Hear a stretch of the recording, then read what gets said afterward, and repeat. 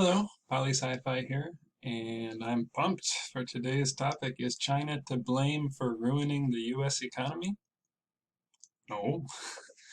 All right, let's take a look here. I just wanted to touch base on last video with the EV, electronic vehicle batteries. I know I talked about how the energy is kind of difficult to trap there and it has to come from somewhere. But I also wanted to talk about those landfills and where all these batteries are going to end up. I mean, we talked about strip mining destroying parts of the earth. You're pulling stuff out of the earth, and then you're just piling chemicals and materials and junk on top of it. I know companies are talking about pulling those batteries apart and getting back those elements. It sounds a bit far-fetched to me. Maybe in some cities you can do that, but there's still going to be a whole ton of waste. Once again, it comes down to what's the reality. How many batteries could be reprocessed and recycled, and how many won't? Is it 50-50? Is it 60-40? I would say that most batteries would not be recycled, even if they could get them. Uh, So yeah, my thing in the last video about the iPads was I've been setting up, thousands of devices for schools because of the CARES Act, and they got all this money, 250 bucks per kid. So they bought every kid either an iPad or a Chromebook in all these schools. So I've been like a madman setting up, one-to-one devices for every kid on the face of the planet or whatever it is here. And man, every time I pull apart all these boxes, I got hundreds of devices. I finally get the devices out to the kids, and I return to my I don't even have an office. I have an entire like warehouse where I work with.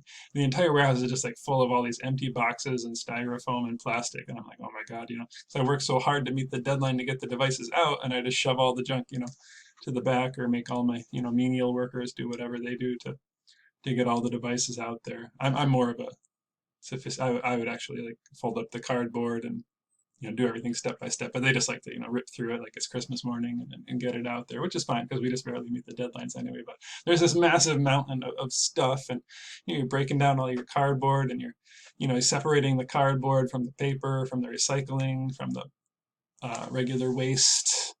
And then all of a sudden you get out there to your dumpsters and you realize that nobody came to get the recycling, or the recycling was all the way full, and you just got to throw all the stuff into the regular trash.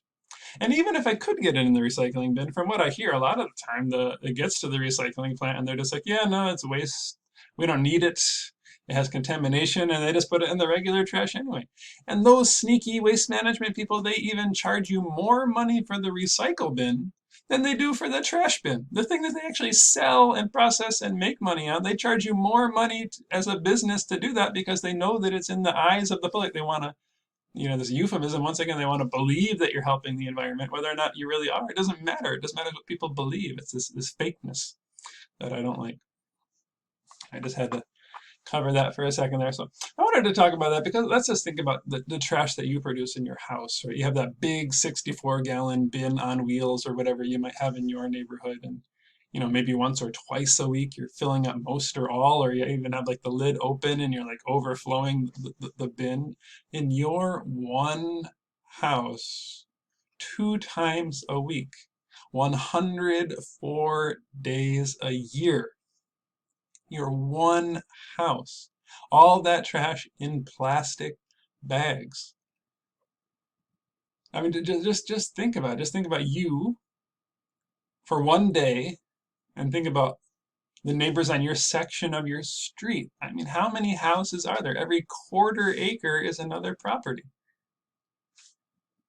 And then you think about the whole street, your whole subdivision, the bunch of subdivisions that are on your section of the main street. I mean, I could go on like all day, like just slowly expanding your mind, but just think about how much trash that is. And then it all goes to some big mountain somewhere where just like a big steamroller rolls over it. Or the places that burn it by burning oil and then make fire and burn trash. That sounds really, I mean, neither one sounds great, right? But I mean, just all that trash. So people look at China and they're saying, "Oh, China's dirty. China's terrible." If you were to walk through a neighborhood in China, maybe you'd see more trash on the ground, plastics, and that's just about any other nation. Most nations that are just trying to get by, and that plastics are an easy way to get things, and they don't have plastic. They don't have more plastic bags to put the trash in, so the plastics especially just kind of blow around, or a lot of times end up in the ocean. Um, so you would say, oh wow, they're terrible, they're dirty.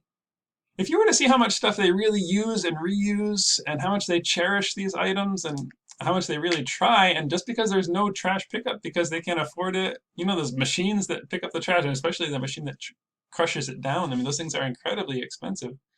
Just because they don't have those systems in place yet doesn't mean they probably are a lot more mindful, and they probably reuse a lot more products than we do here. And I'm just talking about regular society, you know, supposedly developed nation versus developing nation. I want to talk about the definition of insanity. I love this slide. So repeating the same mistake over and over again and expecting a different result. People call that insanity, right? You continue to use the drug in order to feel the original high. You just never do, but you keep doing it because you think someday you'll feel that great feeling again, right? That's what addiction happens, or just whatever it is, right? Insanity. You keep hitting yourself on the head and you think that someday that'll make you feel better or something like that. No, no, no. We say the real definition of insanity is repeating the same exact thing day after day, week after week, year after year. You repeat the same exact thing and you know exactly what the result will be. And you do it anyway. We're saying that's China. That's the relationship between the USA and China. These companies, they send every single new idea, every single new product over there. You can't magically develop a product over there without them knowing about the development of the product. That is ridiculous. Every single supply chain, every single strip mine ends up there because that's where everything is, or 90% of all these products, high end, low end, in the middle, it doesn't matter. It's there. And you continue to put your product there, and they continue to ship it to the US, and stores continue to accept it in the US, and people continue to buy it in the US. I want to praise Trump for just a second, and this is possibly my, I don't say, I'm not going to say it's my only time. I like some of the things that he's done. I'm going to praise Trump. Putting that China trade war down, even if it hurt some US stocks or economics for a period of time. I want to praise him for that. The only thing I'm going to say is that it wasn't strong enough and they didn't have the support of American businesses. You can't keep sending the stuff over there and not expect people to buy it here. The whole thought was like, if we put this tariff on, then things will cost more. So American businesses can start building these things here instead and sell them here. But there's such a dramatic difference in wages for people, in supply chains and material availability, that it didn't happen. Now, if you jacked up their prices by like 500% or maybe even more than that, right? If you really jacked up tariffs, I don't know about tariffs, but just somehow made it so that those goods couldn't come, you just block the goods. You just tell them no, no, right? Best word in the world, no, right? You'd also have to support U.S. And I mean, these companies are huge. These companies have all the money in the world. They could easily build the factories here. They could easily reroute supply chains here. They could easily pay workers here. They could easily charge a bit more for their product. They don't. They won't, right? So this is one point where I'm kind of like, well, maybe regulation from the government is a good thing because you could have the control. Of course, if we just had a shared currency to begin with, you wouldn't have this situation at all, right? But, I mean, if American consumers believed that China was an issue, that Chinese products are not, healthy for the world, guess what? They wouldn't buy them, and then stores wouldn't stock them, and then companies wouldn't build them over there. It's really not a complicated system. They say that the consumer drives the market. Perhaps that's true.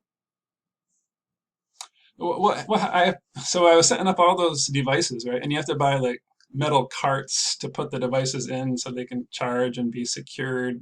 They put these terrible keys and locks on all, even like the $2,000 cart has like this terrible key and lock where you're never really sure if you're going to be able to open it every time you lock it. But, these things used to be like $500 for this piece of steel, this steel cube that you could put devices in. And I was always like, what in the world? I got to go into this business. I got to start developing my own steel cubes. Steel, right? Pittsburgh steel.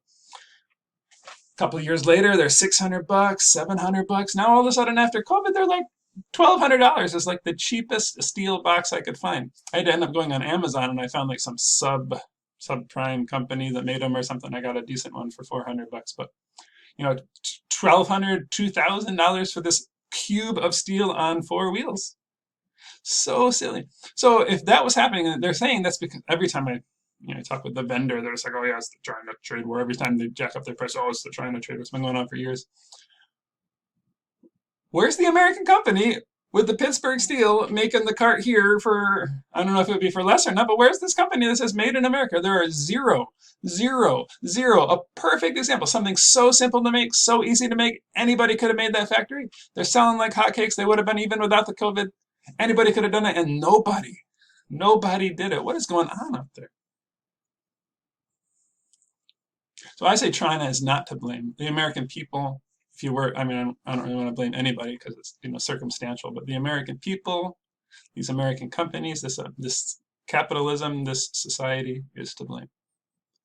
And it is easy to stop. I will not stand by and say that it's a complicated matter, that these companies are doing their best. I call garbage on all of that,